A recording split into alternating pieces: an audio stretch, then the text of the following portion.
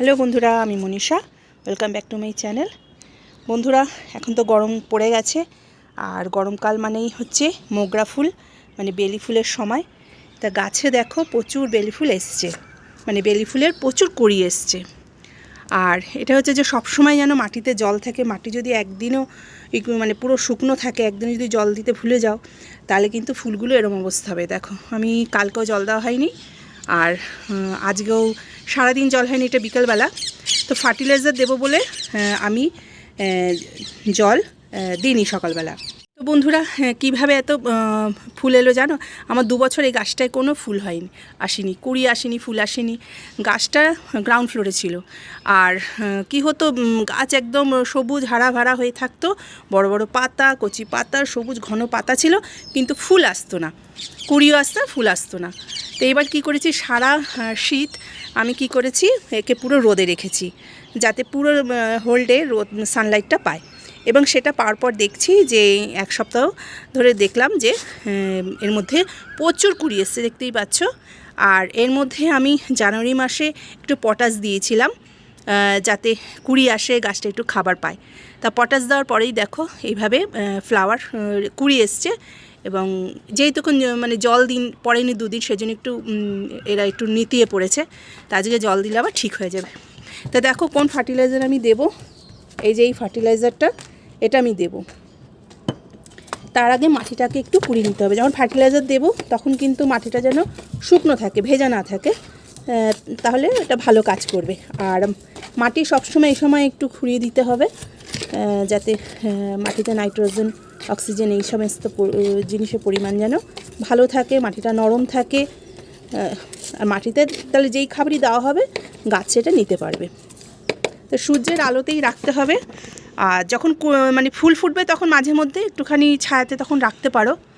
আর ঠিক এই সময় যখন কুড়িটা ঠিক আসবে তখন খাবার দিয়ে দিলে ফুলের আর কি সাইজটাও ভালো হবে। এমনিতে তার গাছে কুড়ি আসার আগে থেকেই খাবার দিতে শুরু করতে হয়।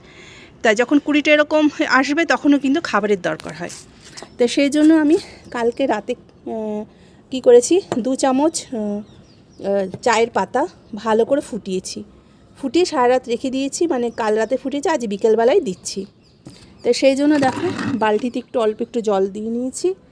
এটা এই গাছেও দেবো, প্লাস অন্য 2-1টা গাছেও দেবো। এই চায়ের পাতাটা না খুব ভালো গাছের জন্য, তা সেটাই আজকে দেব। এই গাছে জল পড়ার সাথে সাথেই কিন্তু গাছটা আবার সতেজ হয়ে উঠবে।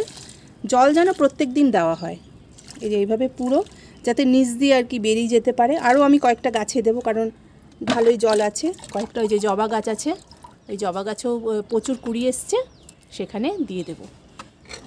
তা মাটি সবসময় নরম রেখো, আর যাতে হাওয়া বাতাস লাগে এরকম জায়গায় সবসময় রাখতে হবে, রোদ লাগে।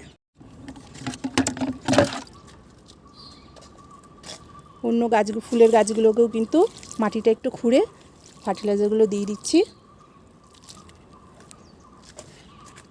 তো বন্ধুরা, এখন তো প্রচণ্ড রোদের তাপ, যদি পুরো খোলা এরকম ছাদে যদি রাখা হয় তাহলে বুঝতেই পারছো, একদিন যদি জল দিতে ভুলে যাও পুরো গাছ নষ্ট হয়ে যাবে, কুড়ি শুকিয়ে পুরো গাছ নষ্ট হয়ে যাবে।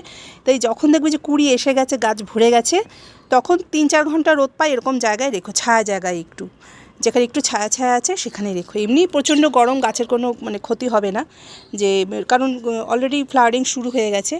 তা আমার গাছটা দেখছো একেবারে নেতিয়ে গেছে, মানে একদিন একটু মানে ভুলে গেলেই অবস্থা খারাপ হয়ে যাবে, পুরো সারা বছরের যে একটা স্বপ্ন, একটা পরিশ্রম সব বৃথা হয়ে যাবে। তাহলে যাদের মোগরা গাছ আছে, বেলি ফুলের গাছ বা অন্য কোনো ফুলের গাছ আছে, তোমরা এই চা পাতার ফার্টিলাইজারটা দিতে পারো। বা চা পাতা ইউজ করার পর ভালো করে ধুয়ে সেটাকে শুকিয়েও কিন্তু আমরা এই মাটিতে দিতে পারি, সেটাও কিন্তু খুব ভালো কাজ হবে।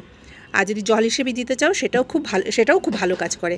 এটা সপ্তাহে 2 থেকে 3 বার দিতে পারো, কারণ এটা খুব কড়া নয়, ঠান্ডা একটা ফার্টিলাইজার, গরম নয়, গাছকে কোনো গরম করবে না। তো এটা গাছের জন্য ভালো রেগুলার যে গাছের খাবার, সেটার জন্য আমরা এটা দিতে পারি। জলের সঙ্গে মিশিয়ে যেভাবে দিলাম ওইভাবে দিতে পারো। তাহলে বন্ধুরা, আশা করছি ভিডিওটা তোমাদের ভালো লাগলে চ্যানেলটাকে সাবস্ক্রাইব, পাশে থেকো, লাইক করো, শেয়ার করো। পরের ভিডিওতে আবার দেখা হবে। টাটা।